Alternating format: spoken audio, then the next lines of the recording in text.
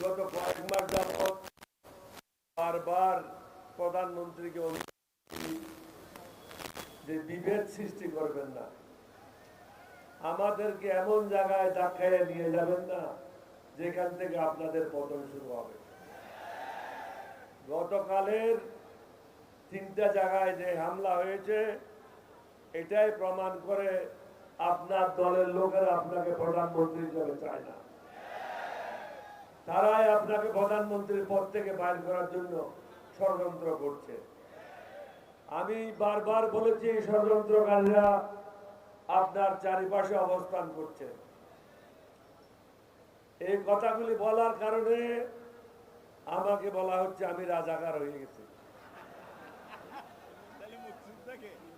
এখন তারেক রহমান সাহেবের কাছে আমার প্রশ্ন, 1991 সালে বেগম খালেদা জিয়া ক্ষমতায় আসছিল জামাতের হাত ধরে, তাহলে বেগম জিয়া কি রাজাকার ছিল? বিএনপি রাজাকার ছিল? 1996 সালে জামাত এবং আওয়ামী লীগ একসাথে মিলে বিএনপির বিরুদ্ধে সংগ্রাম করেছিল তত্ত্বাবধায়ক সরকারের জন্য।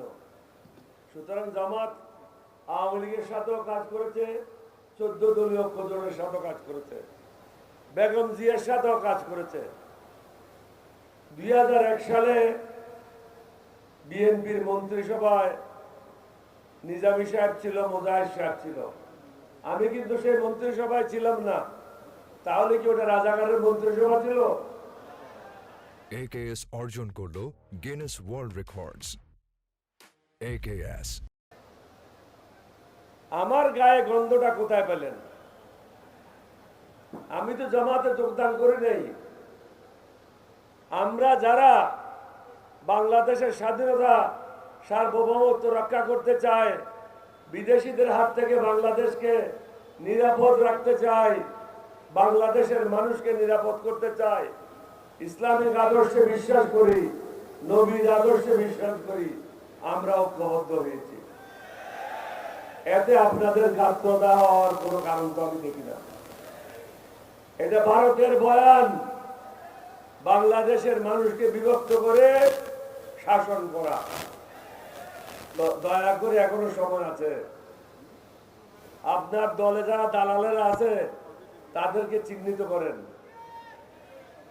আমাদের কাছ থেকে আপনার কোনো বিপদ নাই।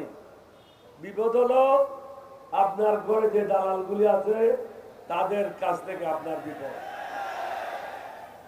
আমরা কি চাই? আমরা সুশাসন চাই, ন্যায় বিচার চাই, মানবতার বাংলাদেশ চাই, স্বাধীনতা সার্বভৌমত্ব অক্ষুণ্ণ থাকুক, বিদেশিদের হাত থেকে বাংলাদেশ মুক্ত থাকুক। আজকে জুলাইকে কেন্দ্র করে সমগ্র বাংলাদেশের লোক একসাথে হয়েছিল, কিন্তু হঠাৎ করে বিএনপি থেকে কি বলল? এই সংগ্রামের সাথে আমরা যুক্ত ছিলাম না।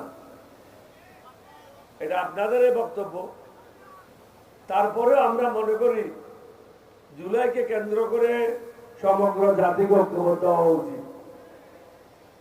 আমাদের দাবিগুলি পূরণ করেন, দেশটাকে সুন্দরভাবে পরিচালনা করেন।